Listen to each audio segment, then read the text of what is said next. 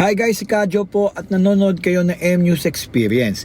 Para po sa video natin ngayon, pag-usapan natin ang pinakamagandang adventure bike na nasa middle range, no? Ito po mid-level adventure bikes na you can buy, na nakikita ko na parang pasok na pasok po talaga dito po sa ating pong bansa. Ngayon, ano-ano po ba ang middle level adventure bikes na ito?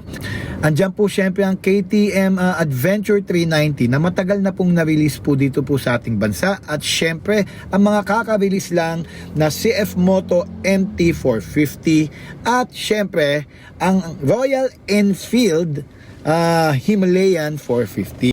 Ngayon, pag-usapan po natin, no, bago po kayo makapag-consider makabili po ng kahit ano po dito sa mga adventure bikes na to na mapupusuan nyo, let me help you out, okay? Ngayon, pag-usapan natin ng Royal Enfield Himalayan 450. Ito po, bagong-bago lang po to, mas technological po ito compared to sa sinundan niyang Himalayan, no? Sikat na sikat po yan, no? Ang focus po kasi nito is long distance comfort riding at syempre off-road capability. Alam naman po natin na sa India po talaga pong binabasag po nila to sa mga off-roads, no? Ang engine po nito is 452cc, bagong-bago po yan, no? Mas tumaas pa po ang kanya pong horsepower compared po doon sa naunang Himalayan. Single cylinder pa rin naman po siya at liquid cooled, no? Still, it's a good engine. Ang strengths nito syempre is comfortable po talaga ang kanya pong ergonomics at expected strong low end torque. At ang kanya pong classic adventure styling hindi po talaga mamamatay. Ito po, dahil po classic ang styling nito, talaga pong it will last ages, no? So kahit matagal na nasa ito, pasok pa rin ang kanyang design, no? Kahit pa tumanda ka na kasama nito. At ang price nito, guys, is 359,000 pesos. Very affordable po yan compared po sa iba pong mga brands na mabibili nyo na adventure touring na at syempre capable pa. Okay, tumalo naman tayo sa CF Moto MT450. Ito po talaga pong bago po to. Kalalabas lang ng CF Moto noong 2024 at syempre, it's a China bike. Ang focus po nito is adventure touring at off-road. Kaya po nitong tapatan ng ang Royal Enfield Himalayan pagdating po talaga sa kanya pong performance, no? Kahit po bago lang po ito, lalo na mas malaki pa po ang kanya pong engine, 499.5cc at parallel twin pa at liquid cooled. No, ang strengths po nito talaga is competitive po talaga ang kanyang pricing, for we all know that China motorcycles are affordable but very good na po ang quality niya. Although bago lang po to sa mundo ng brands, no, ng motorcycles, maganda naman po yung mga napapanood natin at mga testimonials na nakikita natin sa mga reviews ng mga owners nito. Okay, smooth po talaga ang kanya pong power delivery at ang ganda po nito is yung technology, naka TFT screen na rin po ito. Pareho rin naman po ng Royal Enfield, mas maliit lang po yung circular TFT screen ng Royal Enfield, pero po ito talaga pong napakaganda na. Pareho po sila may mga ride modes pala, no? Pagdating po sa kanya pong technology. O ngayon, talon na, yung price po pala nito in Philippine peso is 328,900 pesos ang starting price. So mas mura po siya sa Royal Enfield. Ngayon, tumalon na po tayo sa KTM 390 Adventure. Alam naman po natin na matagal na nandito ang KTM 390 Adventure at marami na po mga satisfied owners po nito. Mas okay po ito pagdating po sa satisfaction compared sa Duke 390, no? Mas marami po kung nakikita na tumatagal na talagang hindi po nagbebenta ng kanila pong 390 Adventure. Siguro talaga pong the best po itong adventure bike na ito from KTM, no? An Austrian company. Ngayon, ang focus po nito is adventure touring at sport touring, no? 373cc ang kanya pong engine, single cylinder at liquid cooled. So siya po ang pinakamaliit ng engine size. But again, pwede na po ito sa ating po mga expressways. Pero kahit mas maliit po ang engine size niya, mas malakas po at high performance po ang engine nito. Talaga pong pag hinahanap nyo po talaga yung mga walwal mode, nandito po tayo sa KTM Adventure 390. Okay, ang strength po nito is sharp handling niya talaga. Maganda po talagang handling nito at very Very powerful ang engine for a 400cc engine at advanced electronics. Meron po itong cornering ABS, may traction control, at may additional add-on po pala to, yung quick shifter. Medyo may add-on price po yan. But when it comes to technology, okay na okay po talaga itong KTM at 390 Adventure, no?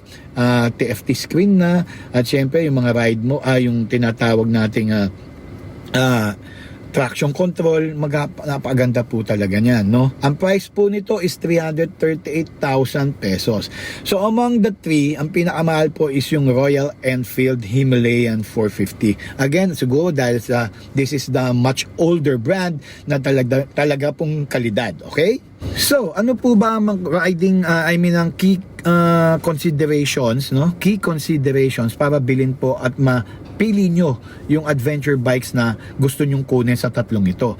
Ito po, pagdating po kasi sa off-road focus, mas pinaprioritize po talaga dito ang CF Moto MT400, no? Kasi po, tsaka po yung Himalayan 450. Talaga pong nandun po sila sa off-road focus, no? Makita nyo naman sa mga gulong niya, no? Mas malaki po yung mga gulong nito. Ano talaga to, pang off-road po talaga, like mga dirt bikes talaga pong pwede po ito ilaban po kung dadalhin nyo po sa mga backroads o sa mga off-road riding, no? And pagdating naman sa adventure touring, no, balance po talaga ang Himalayan 450 at ang MT450, no? Pagdating sa on and off-road touring. Yung 390 Adventure, major sportier po kasi ito, no? Kaya talagang parang ang nasa road bike nito pagka winaluwal mo, no? Yun ang pagkakaiba po talaga, no? So pagdating po talaga sa overall comfort when it comes to off-roading and adventure touring, andyan po talaga ang Himalayan 450 at ang MT ng CF Moto MT450. Ngayon po, ito po kasing 390 Adventure is more on sport touring, na ang performance and technology niya nakabase talaga sa high performance, no? Pagdating sa comfort, mas comfortable po talagang imaneho o dalin yung Himalayan 450 at yung MT450 ng CF Moto. No, pagdating po sa budget, no, value oriented po talaga ang CF Moto MT450. May strong value po to pagdating po sa kanya pong features, no. Kasi amongst all this, mas talagang yung kay CF Moto yung high tech, no. Lalo na ang ganda po ng kanya pong dito ang kanya TFT screen, yung kanya pong instrument cluster, at talaga po yung technology niya, no, when it comes to lalo na yung real time when you're riding it, no. May pare-pareho naman po silang may tinatawag nating ride modes, pero pag nakita nyo po kasi talaga itong MT450, mas magi-enjoy kayo maneho nito, mas parang at this period of time yung kanya pong technology at yung kanya pong performance. Ngayon, pagdating sa premium built naman, talagang yung KTM 390 Adventure at yung Himalayan ang talagang nakikita kong mas premium, no, between all this the three, amongst these three, no, kasi syempre yung brand is there at saka yung kalidad, no. The KTM is, we all know that pagdating po talaga sa high performance and high quality, nandyan po yan, as well as the Royal Enfield, no. Talaga pagdating po sa kanyang premium quality, nandyan po talaga yan. Mas gustuhin nyo po talaga kung brand or brand focus po kayo, dito po kayo pupunta. Nothing against CF Moto brand, no, kasi China siya. Alam naman natin na nag-improve na ang mga China motorcycles, lalong-lalo na po ang CF Moto. Ngayon, pagdating sa experience level, sa pagmamaneho po nitong mga motorcycles nito, sino ba rito yung beginner friendly o yung intermediate friendly, yung tinatawag nating newbie? Ang Himalayan 450 po at ang MT450 ng CF Moto is yung talagang masasabi nating very newbie friendly, no? Kasi again, kahit mga less experienced riders kayang imaneho to, dahil yung very comfortable ride, Tapos yung every time you twist the throttle, talaga pong ano siya, may smoother side siya. Yung hindi siya talagang bang, abrupt, no? Even though meron siyang mga ride modes, no? Mafe-feel mo pa rin na talagang kahit baguhan ka, kayang-kaya mo i-maneho to. Walang intimidating factor siguro. Ang pagdating na lang sa taas, no? Sa tangkad ng motor, doon ka lang una ma-intimidate. But once you ride this MT450 at ang Himalayan, mararamdaman mo na yung timbang niya at magagamay mo na. So, mag-enjoy ka na rito when it comes talaga sa experience level. Though, yung mga more experienced naman, kaya mag-enjoy din naman dito yung mga talagang patikang rider na. Kasi they'll find here, though they'll not get here yung talagang speed, yung talagang high performance engine, yung talagang pagka gusto mong walwalan, yung karera, yung talagang gusto mong matrat sa kalye, hindi mo makukuha sa 450 Himalayan at sa 450 CF Moto, pero andyan pa rin yung exciting ride experience, no? Hindi kasi katulad kasi ng 390 Adventure na talagang grabe, high performing talagang motorcycle na to. So pag kinumpare mo yung tatlo, pagdating sa high performance, yung talagang highway speeds, talagang kakainin ng 390 Adventure yung dalawang motorcycle from Royal Enfield at CF Moto. But then again, it's really these three motorcycle are really good in terms of adventure touring and adventure riding. At dahil nga dyan, syempre, yung comfort mo, pagdating sa long distance comfort, talagang Himalayan 450 is amongst the three is the most long distance touring motorcycle. Talagang ito yung magiging komportable ka kahit sa amang lupalop ng sulok-sulok ng Pilipinas ka magmamaneho o mag-ride, no? Kahit may back ride ka pa, very good po ang balance ng kanyang pong styling, balance po ng kanyang power, at balance po ng kanyang handling, no? When it comes to naman sa upright riding position, lahat naman po sila is talagang nasa upright riding position, pero pagdating dyan, talagang Himalayan 450 ang nangunguna at very closely followed by the CF Moto MT450. Kasi po yung 390 Adventure, medyo may konting aggressive riding po tayo dito dahil syempre high performance nga.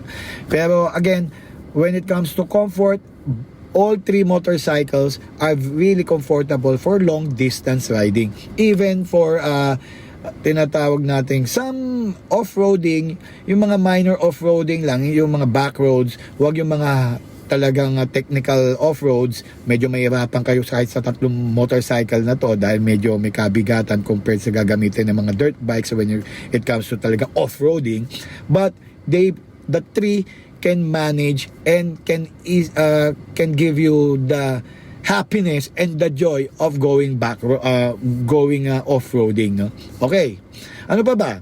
Pagdating naman sa technology, syempre, advanced electronics sa tatlong to. Although lahat sila is may feature pack technology when it comes to ride modes, yung kanyang mga TFT screen, yung kanyang connectivity sa inyong mga phones, no? Nangunguna pa rin ang 390 Adventure, no? Kasi syempre, ikaw na magkaroon ng yung pagdating sa sporty high performance features, no? Ito po talaga pong KTM 390 ang nangunguna. So ultimately, the best choice of motorcycle, adventure motorcycle na nasa mid-level, it always comes to your choice, no? Kasi syempre iba yung gusto mo sa isang motor, no? Hindi tayo pare-pareho. But if I were to choose amongst the three, I would get the Royal Enfield Himalayan 450. Why? Because proven na po ang brand na to. Hindi pero lahat naman po ng mga kasama nito is magagandang brands, but again, the Royal Enfield is talagang bulletproof and talagang quality-wise, talagang the best po ito when it comes to its engineering. And syempre pagdating sa ride feel, though I'm not really in the faster side of things when it comes to motorcycles, no, mas gusto ko yung comfortable, but it can hold its ground when it comes to performance, lalo na sa highway speeds, at lahat to pasok na po sa expressways. And of course yung kanya pong yung tinatawag po natin yung pride of ownership, yan, meron po lahat to, pero para sa akin ng Royal Enfield gives more of that pride of ownership. Okay? O yun lang po. Again, if you want to see the motorcycles yourselves and test ride it, puntahan nyo na lang po syempre yung kanila po mga dealership. Marami naman po yan, lalo na po ang Royal Enfield. When it comes to everything else, just look for reviews online na talagang thorough reviews na ng mga kaibigan nating media at mga influencers, makikita nyo naman. But iba pa rin yung nasakyan mo at namaneho mo. Okay? Yun lang po yun.